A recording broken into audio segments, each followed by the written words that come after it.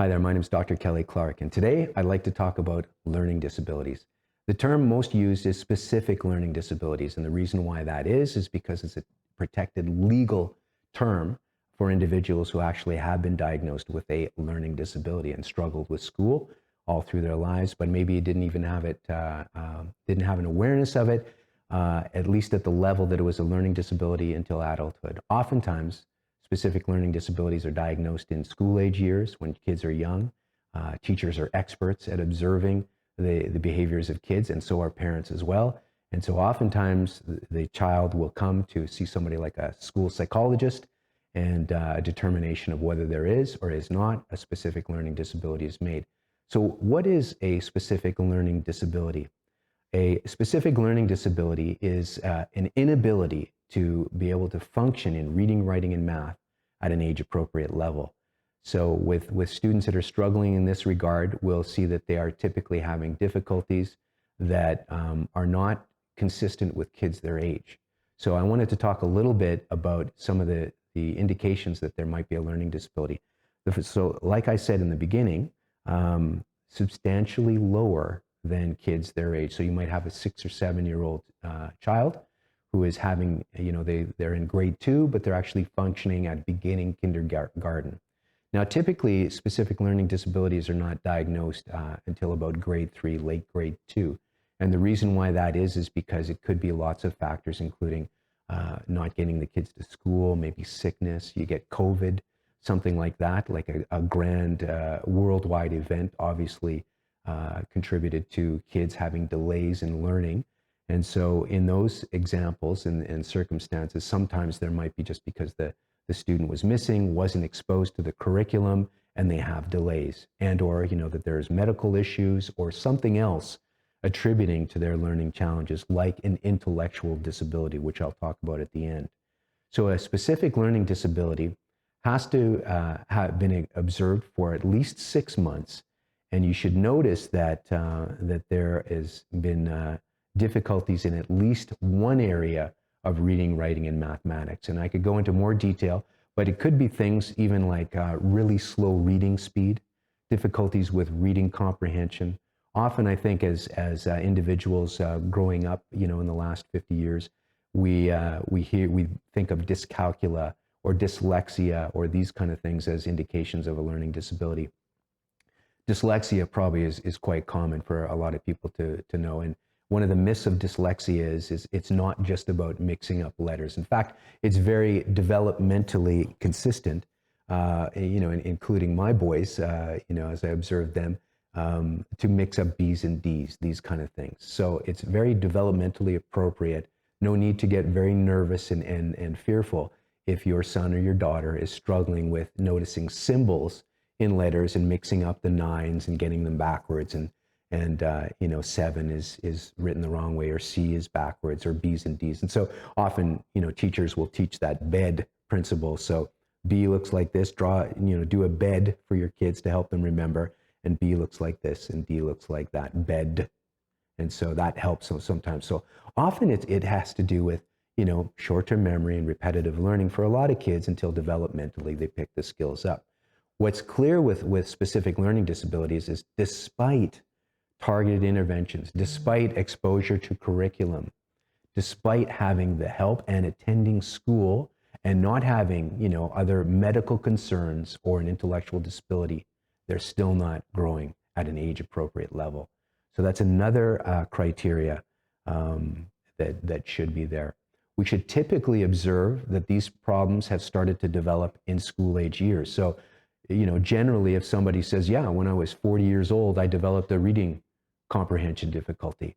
Well, unless that was related to some medical difficulty or something else, that's not, consistent with a diagnosis of a specific learning disability. You should often see the difficulties forming in school-age years, and that's going to be apparent to parents and clearly to teachers, because they've got often, 22 other kids that they're comparing or more. So there are these kind of difficulties that you should notice with your children as they're growing, and there's deficits or weaknesses in these areas. Now back to dyslexia.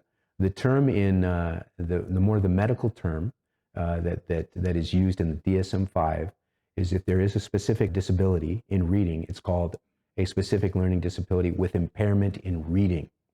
And so that category can include lots of difficulties, including, again, a grade 6 that's still switching up the B's and D's. That's when we start getting concerned, that the letters are still being, mixed around, or they still don't have the ability to blend sounds together, like B and L and blue. They might individually go B, O, U. That inability to blend and synthesize letters together could be indicative of a learning disability. At grade 6, they should have that down. In fact, they should have that down a lot earlier, like grade 3. So, kindergarten is actually when that skill starts to develop and should be noticeably consistent with their peers. So the inability to also decode, break words up, and sound them out phonetically. So for example, the word Wednesday. Where's the D in Wednesday? When we say Wednesday, there's no D. So people that are effective with spelling have learned to use skills in reading like decoding, breaking the word up, we call it segmenting, and being able to articulate or sound the word out. So I learned how to spell Wednesday by going Wed-ness-day.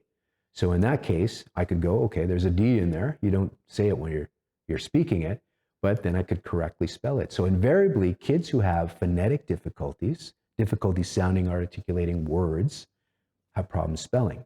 So if you notice there's difficulties in spelling, along with the reading, oftentimes there can be a global difficulty. It's not just reading, but writing and mathematics are a challenge as well. When there are difficulties with writing and mathematics, we call those impairments in mathematics and impairments in written expression. So difficulties with mathematics, again, these are, kids that are having difficulties with math fluency, which is the ability to, seamlessly and fairly quickly add up basic numbers like 5 plus 3, 2 plus 7. And you'll notice that their speed with doing this, their math fluency, is quite slow. They really struggle with that. They may struggle with the symbology of mathematics. They're always constantly adding when they see a subtract sign. So these kind of things, when they're having difficulties with the representations of what the symbols mean, again, can be clearly related to this reading impairment, but we can see connections between them. But a mathematics disorder are things like that, difficulties with math fluency, difficulties with math reasoning, the ability to use logic and apply that to a mathematical principle. These are things that we will struggle. Numeracy, the inability to understand basic number facts and reasoning using the mathematical ideas. So these things can be issues that kids with a mathematics disorder have. Also, when we're looking at written expression, kids and adults that have difficulty with written expression, again, back to the idea that I alluded to in my previous video. Well, nowadays it's much better. I think adults and teachers and parents do a much better job letting kids know that just because you might struggle in school doesn't mean you're not smart. So one of the reasons why we do IQ testing is to rule out that their difficulties with reading, writing, and math are related to intellectual difficulties. So one of the benefits to an IQ test is we can rule out, yeah, they're not somebody that struggles intellectually. They're at least average, to above average IQ. So we've ruled that out. So what's left is they're struggling functioning academically, which is one of the definitions of a learning disability, is that they're considerably lower and not functioning in an academic way with reading, writing, and math, similar to their peers. An adult may carry that right into adulthood and notice that they always struggled. So again, it should be observed in school age years. They might have used compensatory strategies to work through it and are functional, but they'll have always noticed they struggle with pronouncing words. Big new words really struggle, really trip them up, for example. So just because you're an adult and made it through school doesn't mean that there's not a learning disability present, especially if you struggled academically all through the school. And then secondly, we ruled out that intelligence is a factor affecting school performance. So back to written expression. Written expression is individuals that are struggling with organizing their thoughts and expressing them on paper, putting them into words. So difficulties with organization, also difficulties with grammar, punctuations. Often you'll see no capitalization, no periods, no commas. You also see things like the words are tightly compacted, writing is illegible, very difficult to read. Fortunately, my writing is pretty illegible, but I don't meet that criteria because we don't have just one criteria alone meeting criteria for a disorder of written expression. So you need several of these indicators to show that there is, well, at least one, but usually several indicators that there is difficulty. So with written expression, poor sloppy writing, squished together words, difficulties putting thoughts into words, can't organize their thoughts, difficulties with margins. So you might notice that they come short of the margin as they're writing. These kind of things, or they can't stay on lines. These kind of things can be related to it. Also, slow writing speed, extremely slow writing. Hand gets very tired. You know, I've had highly intelligent individuals who came in for a psychoeducational assessment with me, very smart individuals with a learning disability, a specific learning disability, an impairment in writing, and so they needed accommodations in university to have a dictation software so that they could speak and the words would be produced on the page, alleviating the demand of writing, also helping them to organize their thoughts. So often the benefit of getting diagnosed with a specific learning disability is now we can target interventions to help them out. So instead of that child feeling bad about themselves as they're growing up, living into adulthood, always thinking that they weren't intelligent, and meanwhile they weren't, is we can have the assessment, the psychoeducational assessment, determine if there is a learning impairment, and have targeted interventions at school. More time on tests, having dictation software, having other accommodations in school, being able to help them so that they can learn differently. So an important distinction is, often people don't like the term learning disability. And I will say to kids that I do say that, you've got a learning challenge, is that you just need to learn differently. You're a smart boy or girl. You're definitely intelligent, but you need to learn differently. So these learning differences are important to track, to identify early on so that we can intervene and provide targeted interventions, because in the standard in psychology and in practice with psychiatry is early intervention is almost always better. One final disability is an intellectual disability. An intellectual disability is where the difficulties in school with reading, writing, and math are attributable to an intellectual disability.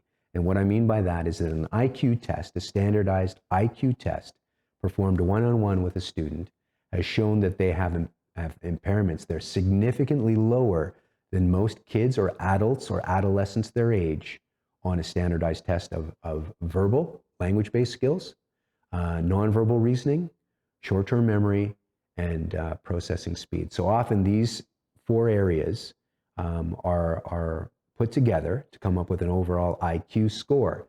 And so when that IQ score is 75 or lower, it is indicative that there's a considerable intellectual challenge going on for this child, adolescent, or adult.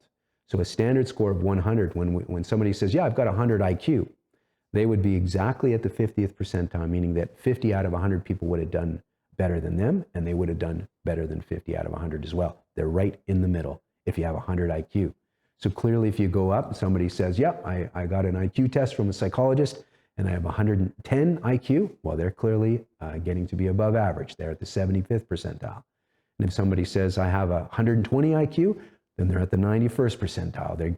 They did better than 91 out of 100 people their age. So individuals with getting IQ testing and are showed to be at that 75 or lower, there needs to be a query if there's an intellectual disability. One more facet of an intellectual disability, so as you can have an IQ, say, of 75 and lower, well, 75, and within that 70s range, and yet function very well in your job or the workplace, then that is called your adaptive skills, your everyday skills. So if you're able to function in a job with a 75 IQ, then you're not considered to have an intellectual disability, although you're clearly falling within a borderline range of intelligence. Your ability to think and reason should be understandably lower in comparison to others. So, a boss that has somebody with a lower IQ hopefully shows some understanding and some empathy with this individual and will change how they explain instructions and those kind of things. Intellectual disabilities have to have people with more understanding and accommodations both at school and in work. So those are the areas that I wanted to talk about disabilities. So individuals with below 75, and then when you get into 60s and 50s IQ, these individuals simply will not be able to function in society like a typical individual, and will have what we call functional impairments that will struggle with everyday adaptive needs, like managing to get to the bus or even sustaining employment. So an intellectual disability is a low IQ combined with low adaptive skills or everyday skills. For more information on that, on learning disabilities, specific learning disabilities, come to drkellyclarke.com. Thank you for your time.